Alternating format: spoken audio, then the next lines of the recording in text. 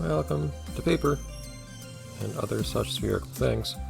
You know, it's a good thing that this is usually what I record first each week, because I only decided like an hour ago what I'm gonna play next to my other Let's Play, and I still have some preparations to do for that. For some reason, I feel like using a different skin. Maybe it's because I associate this one now with Gables. Don't you go back on my controller, I didn't press that. Second, now I'm trying to figure out how to configure myself here physically. I have very limited space to work with, so it's a little hard to figure out how to do things. What are my wires doing? There we go. Things are getting naughty in here. With a K. Okay. Let's just go through the list of different spherical objects we can imitate. Probably not the eyeball. Maybe an eyeball later. I don't know. Anyways, I think we're still doing metals. Yeah, we're almost done here, but only almost. We did get a couple platinums here. That is nice. I wish we could have gone platinum on Gables, but I don't think that's ever going to happen. Again, we're not ever going to get platinum on everything in this game, as much as I'd like to, as much of an accomplishment as that would feel like. I don't really think of it as giving up so much as I think of it as just being thoughtful about... being thoughtful about how I spend my time. I may not make that. I feel like I should. Oh. This one is nothing but cycles, but it's cycles in a way that I think is actually probably more engaging than other cycly things I've complained about, so I guess I'll just have to make do. It doesn't feel like I should have to wait in between each of these individually.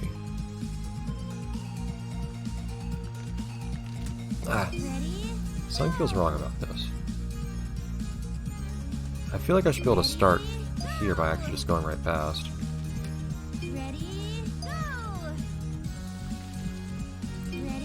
They always place these cycles such that getting the best cycle is only barely possible, which leads me to think that this seeming only barely possible means it probably is, but I don't know if I'll put in the time to get it or not. I feel like I should be able to get that afterwards. It's really hard if so. Of course, I could do something more like this where I get speed. There we go. You need to get speed built up.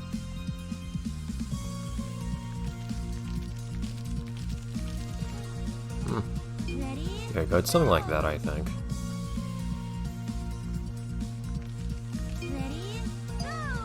It's all about timing. I feel like I should have gotten that one. For some reason my controls feel looser right now than usual. Like I have a harder time not flipping from side to side. Really? Okay. I thought that was a matter of not having gotten quite the best cycle, but I won't stray away from a platinum, even though I feel like maybe I could have done it even better. I'll take it.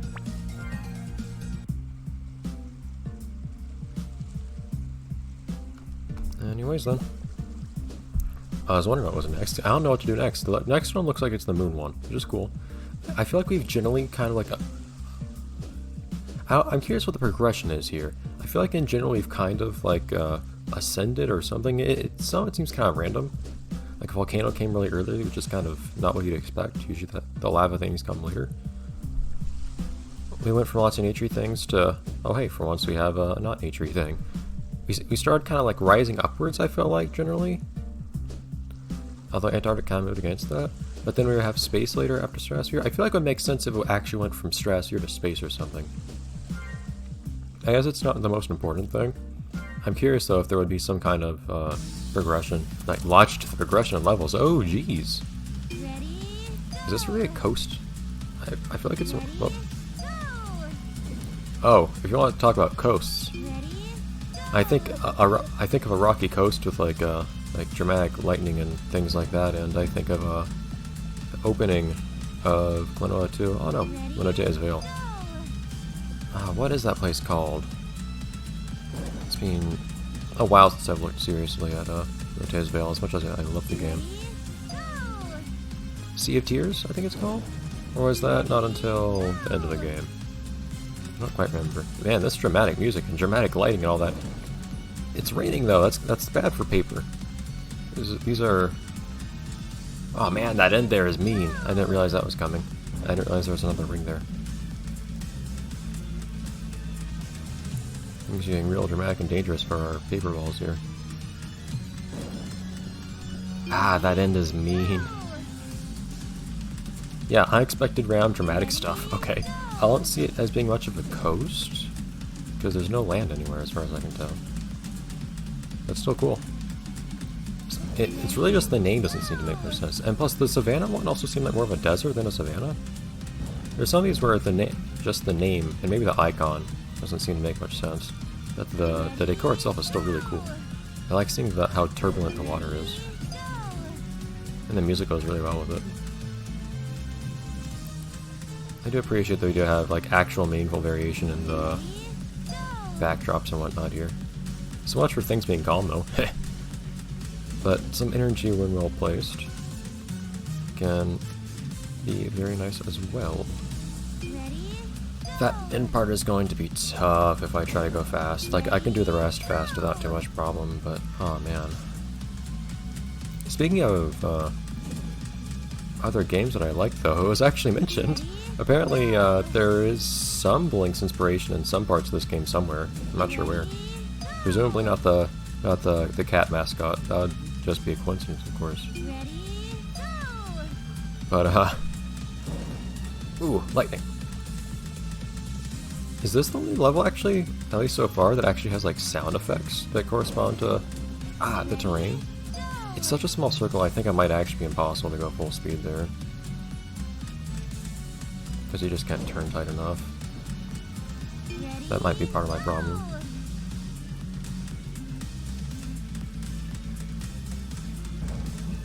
But apparently, at least that one song was more inspired than anything by an F-Zero game that I was not familiar with. I'm actually not familiar with any F-Zero, unfortunately. The closest I ever got was Wipeout. Wipeout was cool. Wipeout is my kind of racing game, I think. A racing game with some difficulty to it, a real steep learning curve. It feels real cool to do well at.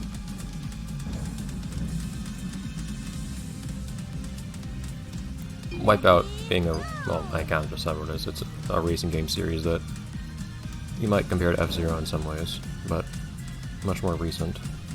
Having spanned a few generations now, I think, but...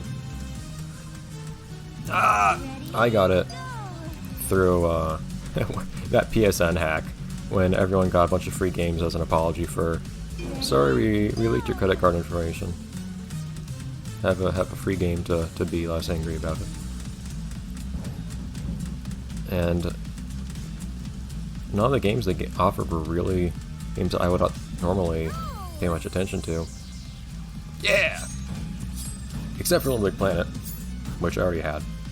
So I ended up getting Wipeout HD Fury instead, which was cool. I had some fun with that. In fact, I played it a lot with the controller that I'm using now. Hurry for Platinum, though. That too. Pong. Oh, this is in fact Pong. Speaking of video game influence... That's just mean. Stop that! Okay, I'm smart. Hold on. There you go. Haha! Oh, that's different. Nice. I like how they invert it. It's got some cool creative stuff from time to time. I appreciate that. Oh man, getting the cycle on this seems terrible though. Or at least it seems terrible in that missing the cycle. Oh man! Friction! You have to get the cycle. Otherwise, you lose a lot of time. Goodbye. Although, speaking of cycles again, like, you have so much time to get to... Hello. To this platform here, actually. It's kind of weird.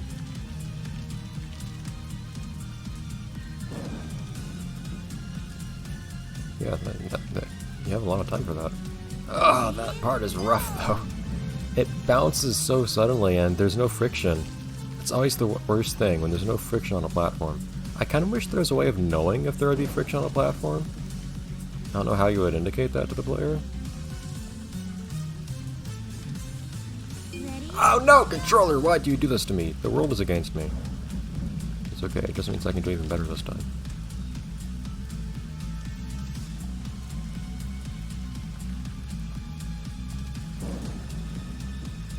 Yeah, but I always feel betrayed and surprised when I suddenly fall like that. Really? Oh man, the moon's peeling off. Well, if that's Blink's inspiration, the destroyed moon. I always thought the moon in World B1Q64 and the Reverse Blinks was real cool looking. Of course, if you usually draw a moon with a chunk taken out of it, people think you're talking about Sonic Adventure too, but anyways.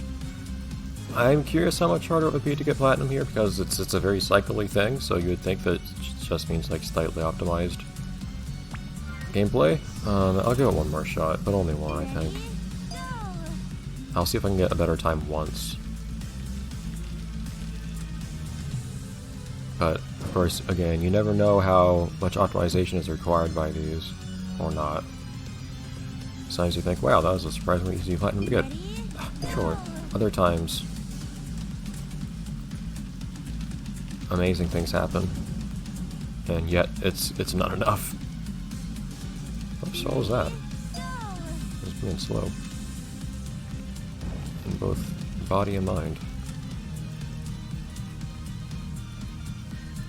Yeah, that was fast. You've done it before now, come on. I like that moon up there though, that is cool.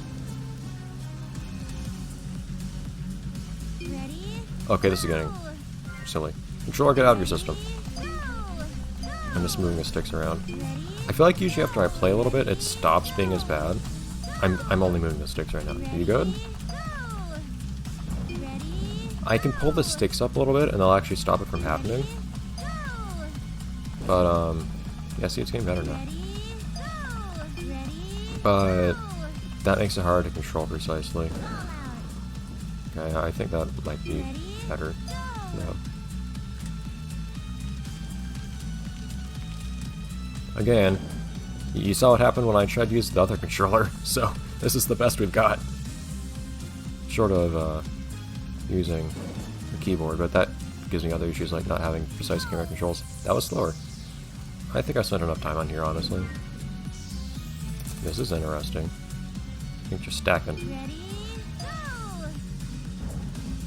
What's the gimmick here? Boom. There's another cycle one, apparently. Not even a cycle, really. It's just that there's only a certain time that you'll have an opportunity to go up there. Okay, I think I see what the trick is here. It's kind of a cool one. Again, though, you have to wait until the end, which is kind of annoying. Boom. Bam. And... ah! Almost. Oh, thank you, controller. Saving me time. Saving me a button press. So basically you have to bounce preemptively, so you actually don't get hit by the last platform that the goal is on. Instead, the goal just comes up to you. I think is the idea. But I still don't know the secret of getting a good bounce. Apparently in that one level where you're on platforms that are moving up and down, and they seem more bouncy than I expected, it's because there is in fact a secret. Oops. And that secret is that you bounce more when the platform's moving downwards. I think the reason I didn't catch on to that is from a physical standpoint that doesn't make much of any sense. Because I'm thinking motion in a relative sense, because motion is relative. Oops.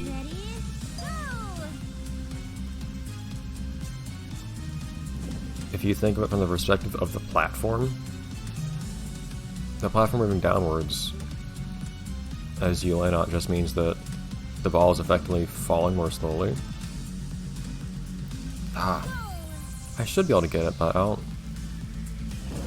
see if I can get one more good try.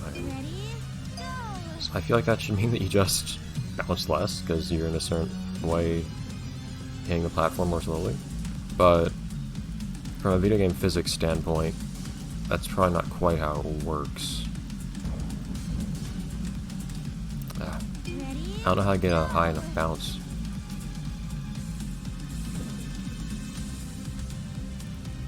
I suspect from a video game physics standpoint, what's more happening is that you land on a platform, And that makes you lose your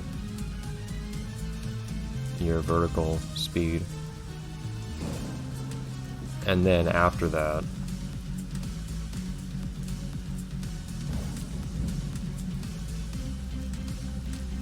yeah, I think I'll have to leave it be. And then after that, since the platform's moving down, relatively speaking, you're now moving upwards at a faster rate than you would have otherwise. But anyways, we'll see some railings next episode. We're really trying to cut corners and save some time for those platinums. Can't even gotta mix our words together, I guess. Bye everyone.